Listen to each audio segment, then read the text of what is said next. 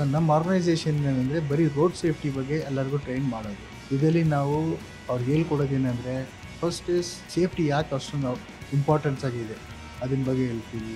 So ಒಂದು ಆ್ಯಕ್ಸಿಡೆಂಟ್ನ ನಾವು ಏನು ಮಾಡಿದರೆ ನಾವು ಆ ಆ್ಯಕ್ಸಿಡೆಂಟನ್ನು ನಾವು ತಪ್ಪಿಸ್ಬೋದು, ಇಲ್ಲ ಆ್ಯಕ್ಸಿಡೆಂಟನ್ನ ಅವಾಯ್ಡ್ ಮಾಡ್ಬೋದು, ಅದ್ರ ಬಗ್ಗೆ ಹೇಳ್ತೀವಿ.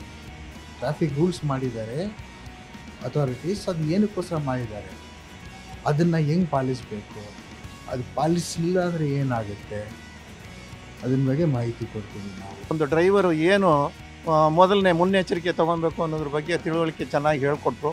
ಮತ್ತು ಗಾಡಿನಲ್ಲಿ ಯಾವ ರೀತಿ ಡಾಕ್ಯುಮೆಂಟ್ಸ್ ಇಟ್ಕೊಬೇಕು, ಒಬ್ಬ ಡ್ರೈವರ್ ಆದವನು ಯಾವ ರೀತಿ ಗಾಡಿಗೆ ಹತ್ಕೊಂಡು ಏನು ಮುನ್ನೆಚ್ಚರಿಕೆ ಕ್ರಮನ ತಗೊಂಡು ಅವನು ಗಾಡಿನ ಡ್ರೈವ್ ಮಾಡಬೇಕು ಅನ್ನೋದನ್ನು ಚೆನ್ನಾಗಿ ನಮಗೆ ತಿಳಿಸ್ಕೊಟ್ರು. ಆರೋಗ್ಯದ ಶಿಬಿರದ ಬಗ್ಗೆಯೂ ಕೂಡ ನನಗೆ BP ಚೆಕಪ್ ಮಾಡಿದರು, ಮತ್ತು ಶುಗರು ಚೆಕಪ್ ಮಾಡಿದರು, ಕಣ್ಣು ಕೂಡ ಚೆಕ್ ಮಾಡಿದರು, ಕನ್ನಡಕ ಫ್ರೀಯಾಗಿ ಕೊಟ್ಟಿದ್ದಾರೆ. ಅದಕ್ಕೂ ಒಂದು ಧನ್ಯವಾದಗಳು. ಇದು ತುಂಬ ಚೆನ್ನಾಗಿದೆಯಮ್ಮ. ಯಾಕಂದರೆ ಪ್ರತಿಯೊಬ್ಬ ಮನುಷ್ಯನಿಗೂ 35 ವರ್ಷ ಆದಮೇಲೆ BP ಶುಗರು ಆಮೇಲೆ ಕಣ್ಣಿನ ದೃಷ್ಟಿ ಎಲ್ಲ ಕಳ್ಕೊತಾ ಇರ್ತಾರೆ. ಆದ್ರೂ ಡ್ರೈವ್ ಮಾಡ್ತಾ ಇರ್ತಾರೆ. ಬಟ್ ಅವರಿಗೆ ಏನು ಮಂಜಾಗುತ್ತಾ ದೂರ ಆಗಿರುತ್ತಾ ಅಂತ ಗೊತ್ತಾಗ್ದಲ್ಲೇ ಆಕ್ಸಿಡೆಂಟ್ಗಳಾಗ್ತಾ ಇರ್ತದೆ. ಇದು ಶಿಬಿರ ಮಾಡಿರೋದ್ರಿಂದ ಎಲ್ಲರೂ ಭಾಗವಹಿಸಿದ್ರೆ ಎಲ್ಲರಿಗೂ ಆರೋಗ್ಯ ಗೊತ್ತಾಗುತ್ತೆ.